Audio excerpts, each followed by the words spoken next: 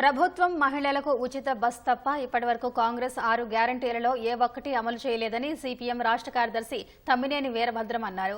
కాంగ్రెస్ ప్రభుత్వం divert politics చేస్తుందని విమర్శించారు. హైదరాబాద్ అమీర్పేట్ శ్రీనివాస నగర్ వెస్ట్ సామాజిక భవనంలో CPM greater Hyderabad central city 23వ మహాసభలు ప్రారంభమయ్యాయి. 2 రోజుల పాటు జరగనున్న సభలకు పార్టీ పొలిట్ బ్యూరో సభ్యులు బివి రాఘవులు, రాష్ట్ర కార్యదర్శి తమ్మినేని వీరభద్రం తదితరులు హాజరయ్యారు. పార్టీ జెండాను ఆవిష్కరించి అమరులకు నివాళులర్పించారు. అనంతరం హైదరాబాద్ కార్మికోద్యమ దిశ మార్చిన కామ్రేడ్ ఎన్వి భాస్కర్రావు పుస్తకాన్ని ఆవిష్కరించారు. ప్రజలతో మమేకమై వారి సమస్యల పరిష్కారంలో ఎలా ముందుకెళ్లాలనే అంశంపై సుదీర్ఘంగా చర్చించారు. సభలో ఇటీవల మృతి చెందిన రామోజీరావుకు సిపిఎం నేతలు నివాళులర్పించారు.